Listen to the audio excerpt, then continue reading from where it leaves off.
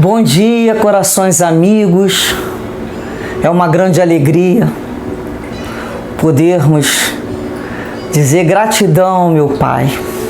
Gratidão pelo Teu amor infinito, pela Tua misericórdia em nossa vida. Obrigada, meu Pai, por tantas bênçãos recebidas. Com essa gratidão, rogamos, Senhor, que possamos ser protegidos nesses momentos de estudos, potencializados em nossos pensamentos e corações, para entender melhor, sentir melhor essas lições tão importantes, elucidações,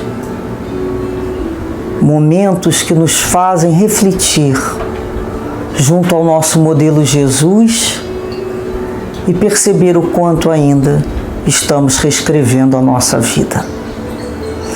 Que dessa maneira, então, agradecidos ao Espírito Emmanuel que nos traz essas mensagens do mais alto, psicografada com tanto esforço pelo médium Chico Xavier, possamos dela fazer bom uso dentro dos nossos corações. A mensagem de hoje é a mensagem de número 52, que tem como título Servir e Marchar.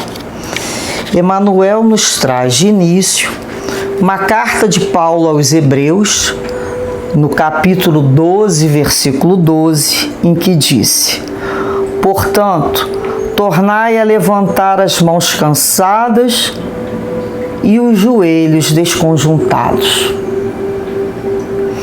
Se é difícil a produção de fruto sadio na lavoura comum, para que não falte o pão do corpo aos celeiros do mundo, é quase sacrificial o serviço de aquisição dos valores espirituais que significam o alimento vivo e imperecível da alma. Planta-se a semente da boa vontade, mas obstáculos mil lhe prejudicam a germinação e o crescimento.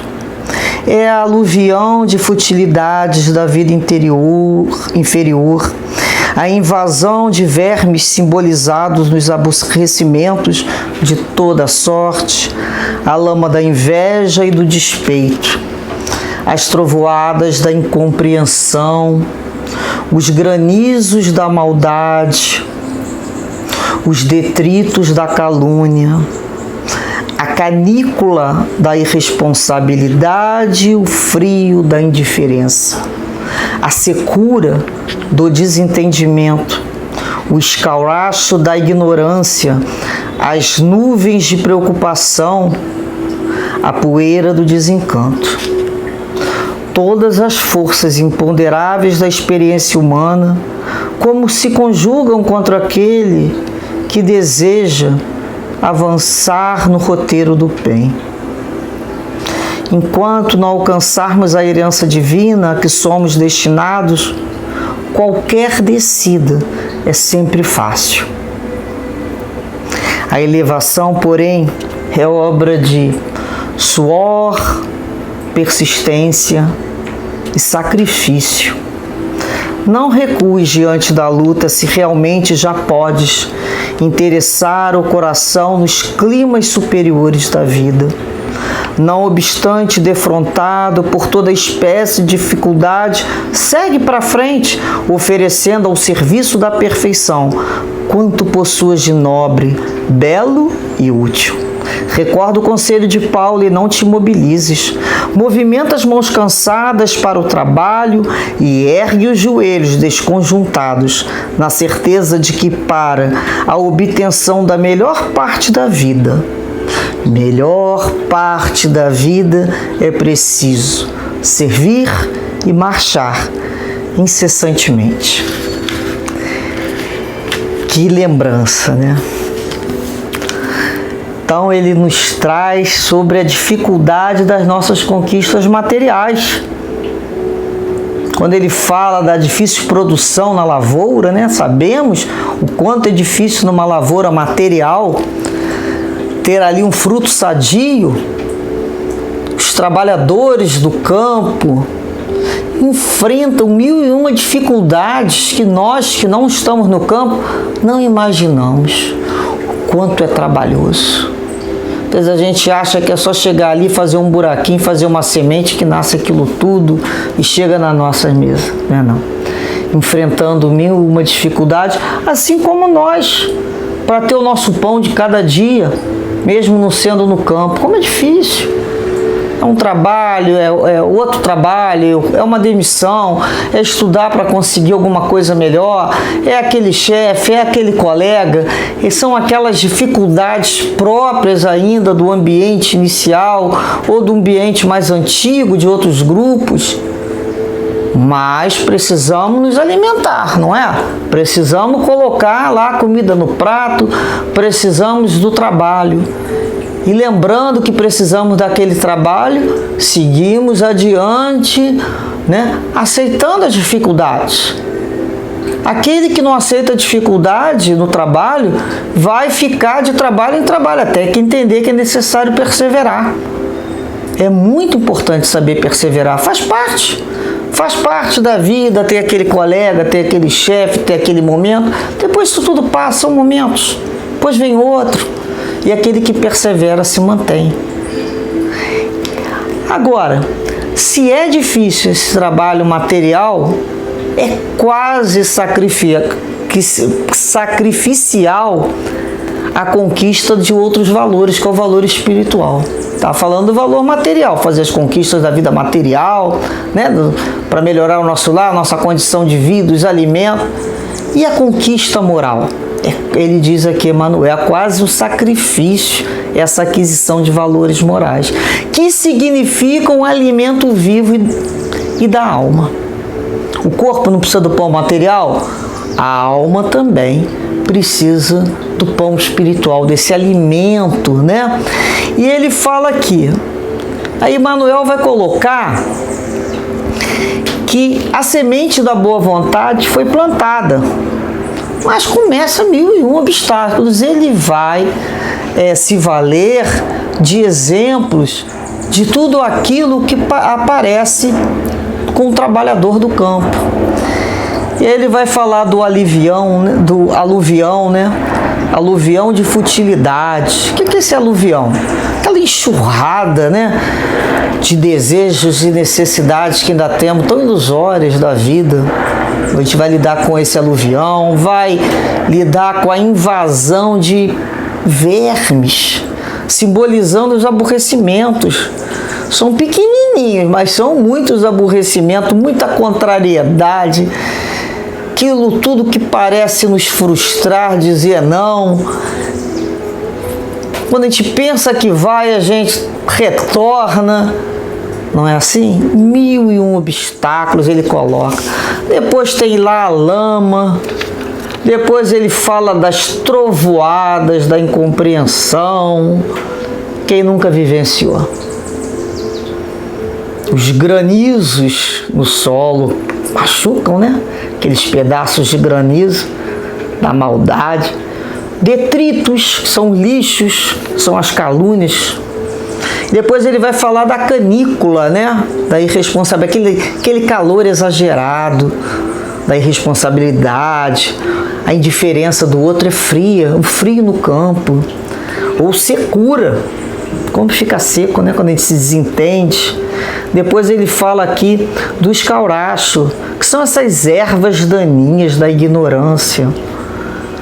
Aquelas nuvens que aparecem, aquela poeira que chega, ou seja, todas as forças imponderáveis parece que se conjugam contra aqueles que resolvem avançar no roteiro do bem, né? Parece assim, nossa, quanto mais eu rezo, mais assombração aparece, mais dificuldade, porque enquanto não alcançarmos essa herança divina, que estamos a caminho, em marcha, somos destinados somos destinados, vamos lembrar que qualquer descida é sempre fácil. A gente não alcançou ainda a herança divina. Nós estamos a caminho dessa conquista. Não é pelo fato da gente ler e entender que recebemos um diploma numa graduação. Nós precisamos ir lá e conquistar. Da mesma forma, a gente não alcançou ainda a herança divina. Está a caminho de.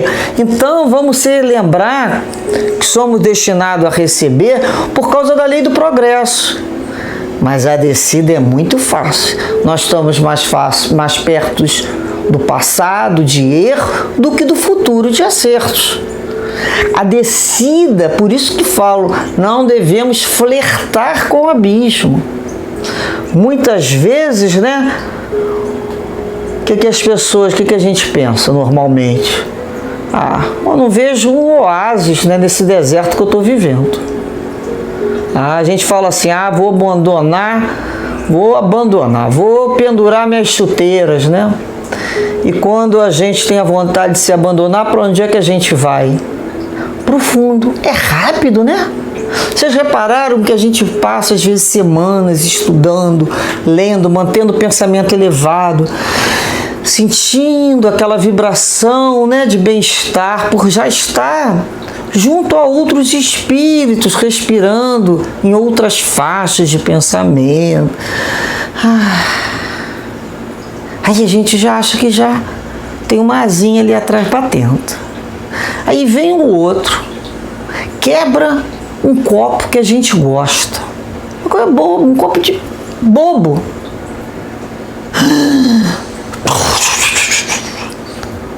No instantinho a gente entra lá, quem reclamando, perdeu. Foi a gente mesmo que se permitiu, naquele momento da ilusão. Olha só que a gente lembrou aqui, o aluvião da futilidade da vida inferior fez com que a gente rapidinho caísse.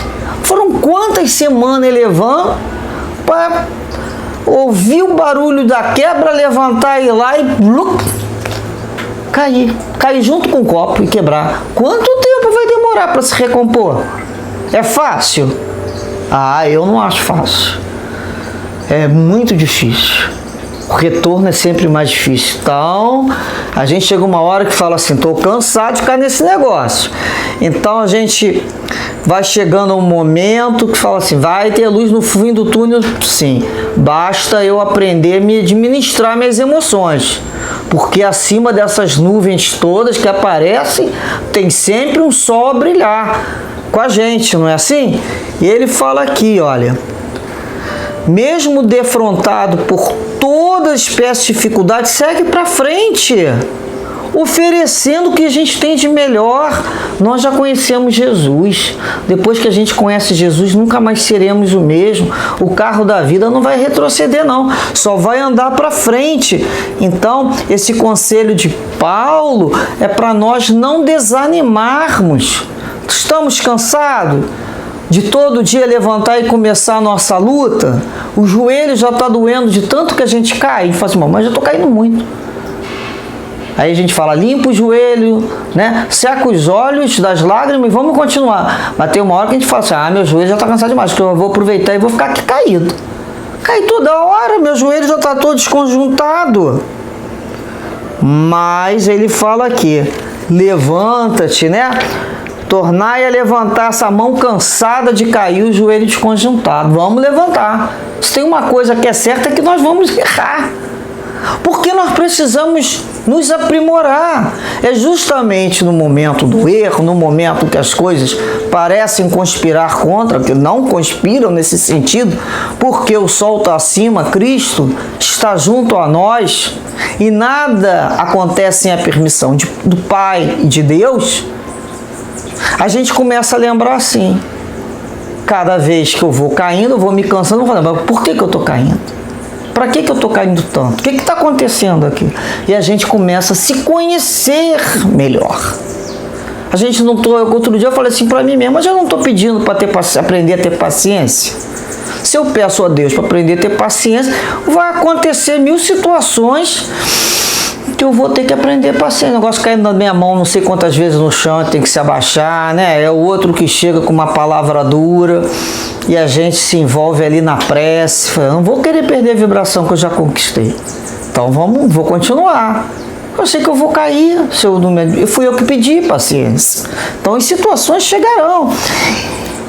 E nos lembramos aqui, quando a gente acha, né, que parece que as forças imponderáveis da experiência humana se conjugam contra nós.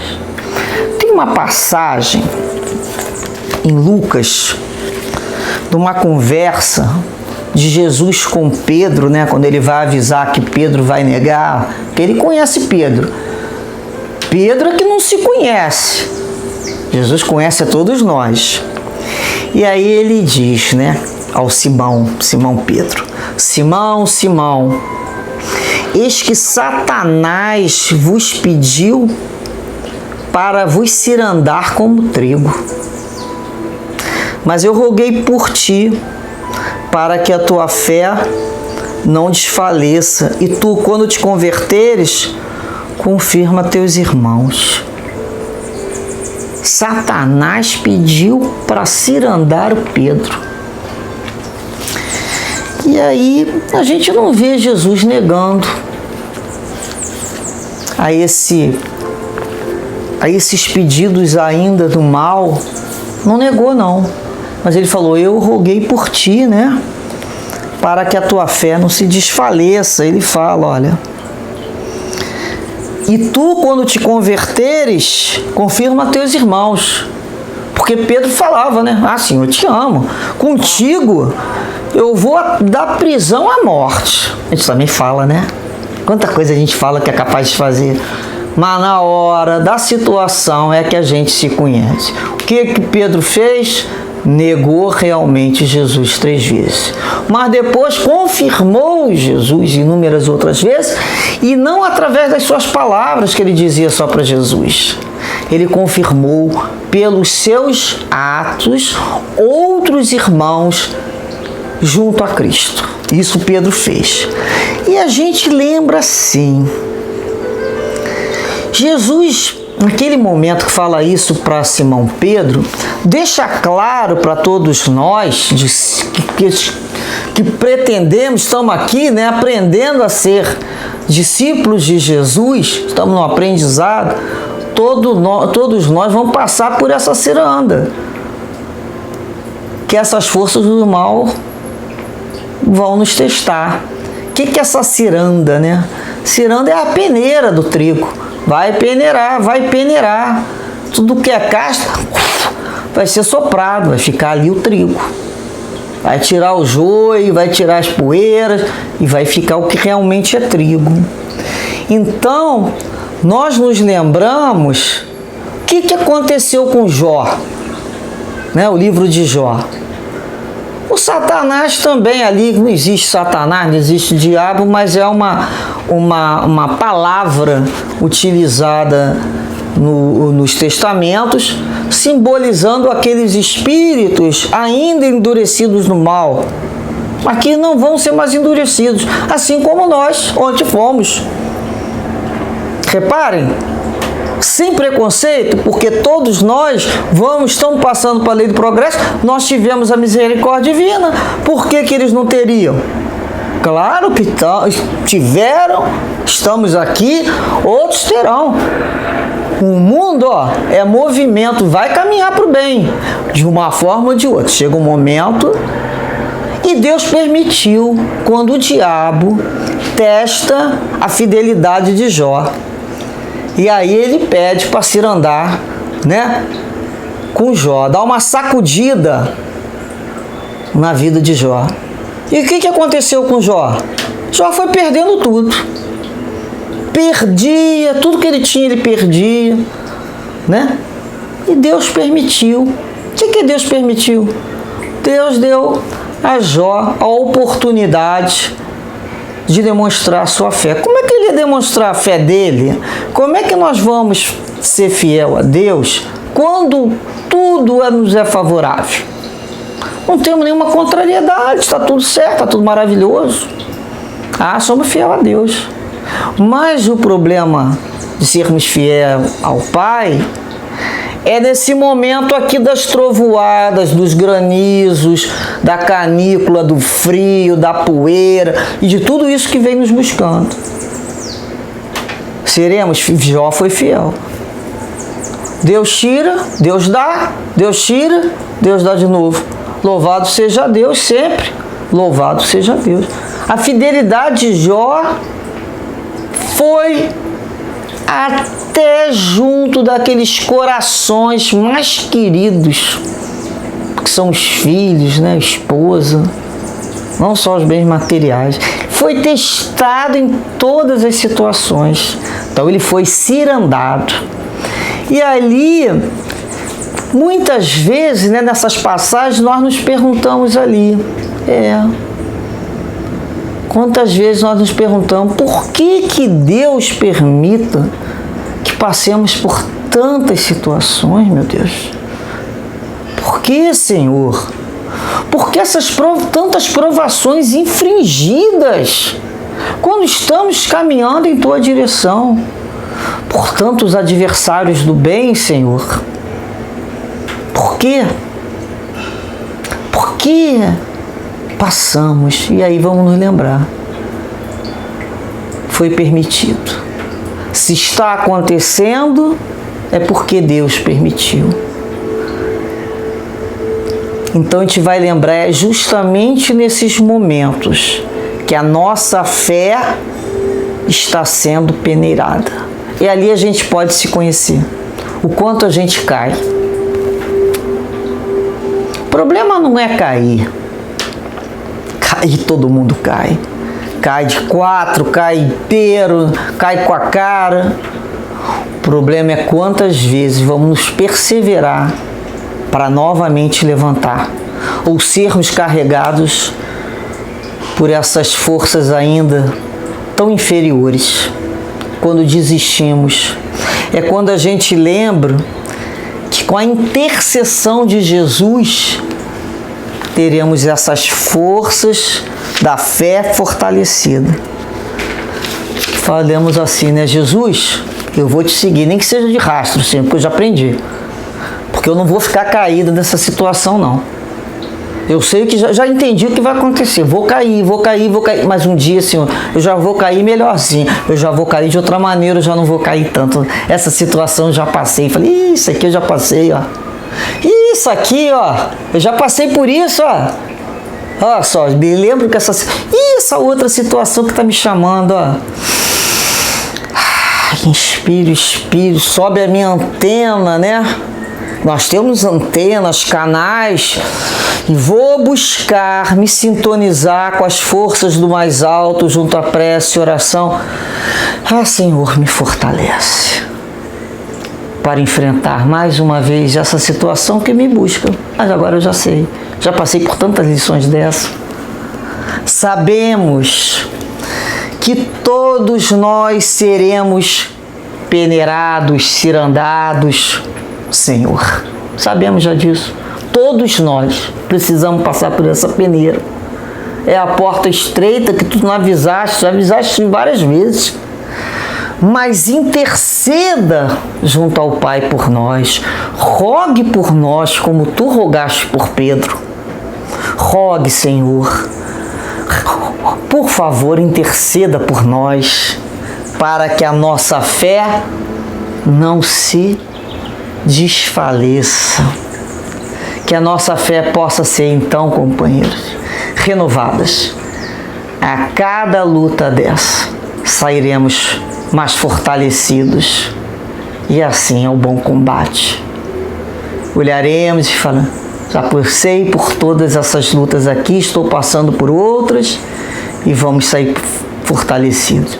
Porque acima de nós existe o sol maior, que é o Cristo, intercedendo junto a Deus.